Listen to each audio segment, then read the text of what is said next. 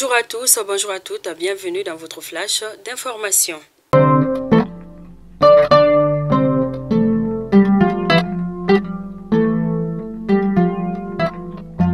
Ce matin, les membres du CNT allaient examiner la nouvelle loi électorale et donner leur approbation pour son adoption.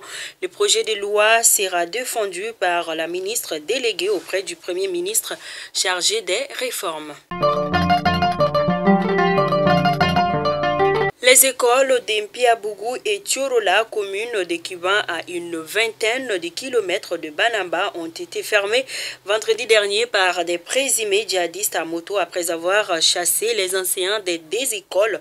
Les présumés terroristes ont aussi brûlé les matériels didactiques des deux écoles. En plus de l'insécurité, la cherté des produits de première nécessité préoccupe la population. Le litre d'essence est passé de 770 francs CFA à 900 francs CFA à Banamba. À l'intérieur du cercle, le litre est cédé à 1300 francs CFA par endroit.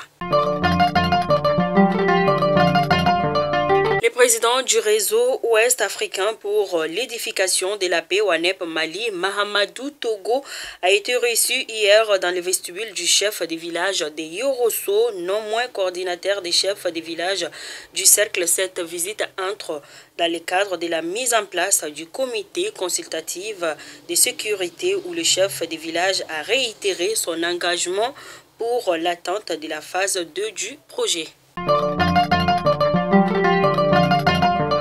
Les textes des lois des universités de Sikasso, Gao, Tombouctou adoptés à l'unanimité par le CNT. En effet, lors de la séance plénière hier jeudi 16 juin 2022 au Centre international de conférence de Bamako, le Conseil national des transitions a adopté à l'unanimité les textes de création de 3 nouvelles universités qui seront à Sikasso, Gao et Tombouctou. Conformément à la volonté des autorités de mettre fin à des déviances dans le milieu islamique, le Haut Conseil islamique a pris un certain nombre de mesures visant à mettre de l'ordre dans la conduite de ceux qui sont chargés de promouvoir la religion et ceux qui gèrent nos cultes. Les contrevenants s'exposeront à des sanctions de diverses natures susceptibles d'être portées à la connaissance des autorités judiciaires en cas de récidive. La 622e édition de la pêche collective des Saints appelée Sankemo a démarré hier à Saint.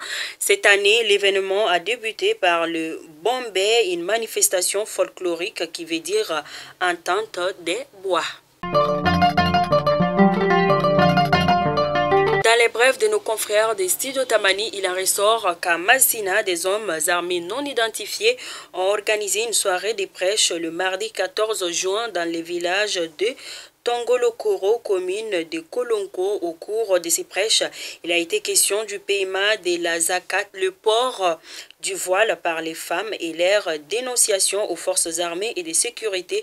Selon des sources locales, les habitants n'ont avancé aucune objection. Les présumés djihadistes sont répartis avant de promettre leur retour pour constater le respect des consignes données. À Gao, l'extrémisme violent au cœur des échanges entre hommes de médias et religieux.